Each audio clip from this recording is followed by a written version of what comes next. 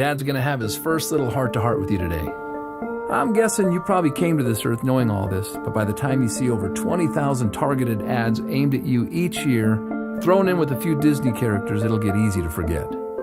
Let me start by saying I didn't sleep last night after hearing some of the latest studies. That this is the sickest generation ever, the fattest generation ever, and the first generation projected to outlive their children. But I believe as your dad, I have a say in this. I have no plans to outlive you, and I hope this is the start of many talks to come. So hear me out and don't interrupt me. So the first thing is the difference between the pharmacy and the pharmacy. One is the third leading cause of death, while the other is the future in medicine. Nearly everything you'll hear about this so-called war on disease is about money. The billions of dollars are from prescriptions they call weapons of war. But let me tell you, son, be careful. It looks like friendly fire to me. But if you ever find yourself in an emergency room, I hear they're great. You were born into a generation that eats foodless foods and lifeless drinks. Your friends will think they're health nuts when it says 10% juice on their candy. Maybe this is why 3 out of 5 of your generation will get diabetes. When they think they're eating fruit, it's marketing. It's Fruit Loops and Apple Jacks and Crunch Berries. You need to know, son, that usually the inside of the grocery market is like a cemetery, a burial ground for synthetic, cooked, or processed foods. So people stroll up and down these foodless plots looking for the best packaging. We're a quick-fix generation focused on packaging and trends.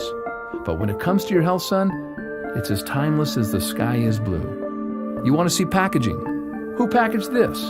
Who made these bright colors? Now that's packaging. And it's through your innocence that you'll see the carrot looks like an eye, and we know that carrots are good for the eyes. Or the walnut. It's a little brain loaded with brain foods. And I'm amazed how the tomato looks just like the inside of a heart. You want to hear something kind of funny but sad? My generation lives on buns and rolls, and it shows. 2 out of 3 of us are overweight. However, nature is nutritionally complicated, so we don't have to be. And oh yeah, another thing. See that over there? Beware of those trendy marketeers who will preach inferiorism to you, telling you that the food is no good, the dirt is no good, the air is no good, and the water is no good. They'll even tell you that you're no good, so they can sell you their lifeless, synthetic, fractionated supplements. Here's the deal. If you can breathe, keep breathing. And if the water's wet, drink it. The cleaner, the better. And of course, if God made it, eat it. If man made it, leave it alone or eat it in moderation. All of these drug and pill pushers have slowly handicapped our generation, making health an event.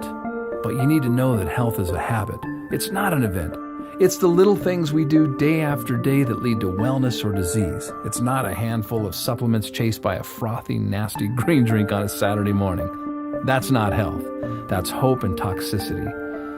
Which reminds me, I am not going to raise you to be a fanatic. Fanatics die every day of self-inflicted stress. That's why they have bad breath. So live a little, but do so with your eyes wide open. Someday, you're going to have dreams just like me. Dreams of love, family, money, spirituality. But you'll soon see how many people around you set out to create and sustain their dreams, stepping over their health to get there. Only to come up short, hopeless, cynical, fearful, and survivors. But now, they've had a heart attack, or diabetes, or strokes, or they struggle with obesity. But enough is enough, and the buck stops here. You and I are not floating down the stream. So why am I telling you this? Because you're going to outlive me. I'll be your example. I may need your care and assistance someday. And because, of course, I love and care for you.